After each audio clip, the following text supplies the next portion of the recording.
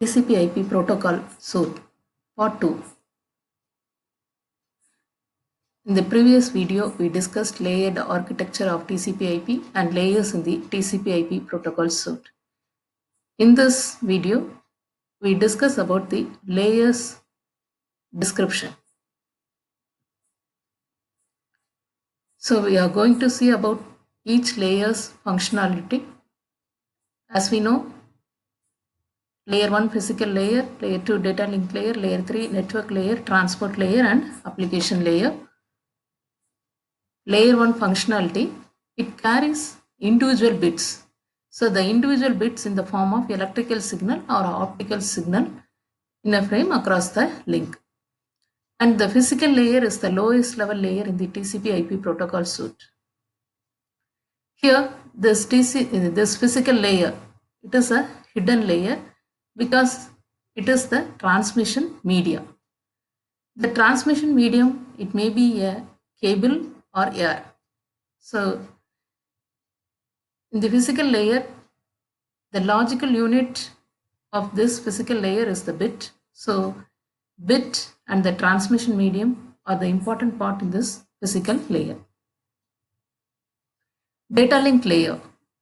So the network connections are made or the routes are made by the data link layer. The network's LANs, WANs are connected by routers. The routers will choose the best data link layer.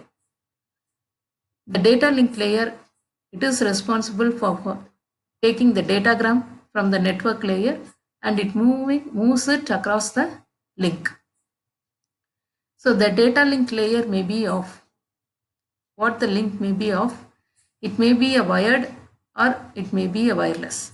It may be a LAN or it may be a WAN.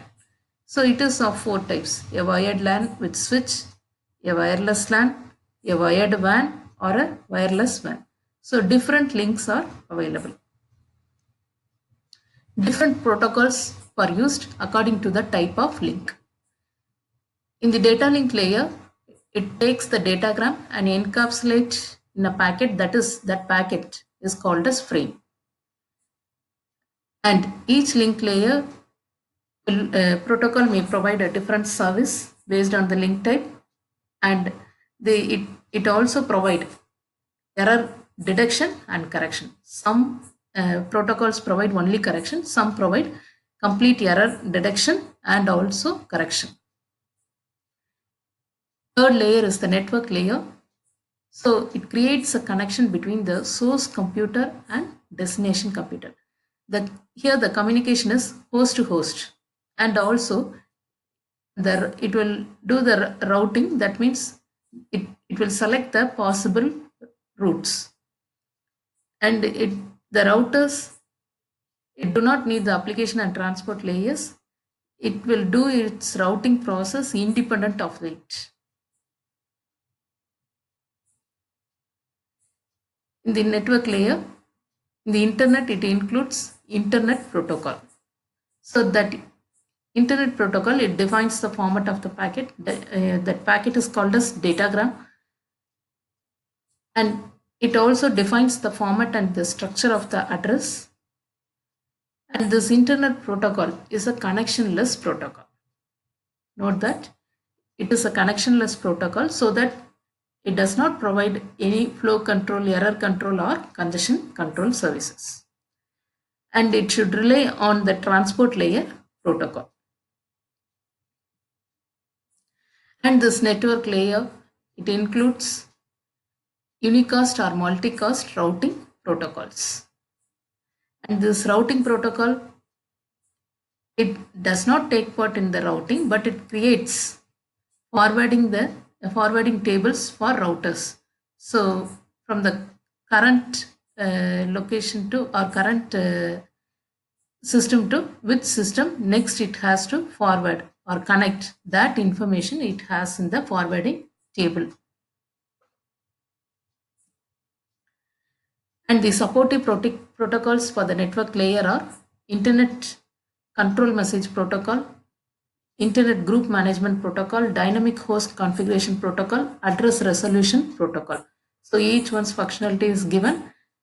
Internet control message protocol for reporting problems, and internet group management, it is for multitasking, and another one is to get the network layer address, and address resolution protocol is to find the link layer address of a host or a router. Transport layer, the transport layer logical connection is end to end. And here source host gets the message from the application layer and encapsulates in the transport layer packet.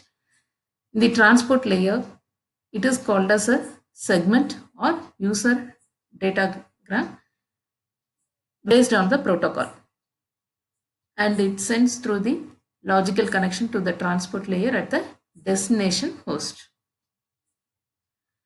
And in the transport layer, the main protocol is the transmission control protocol. It is a connection oriented protocol so that it will establish a connection between the source host and the destination host.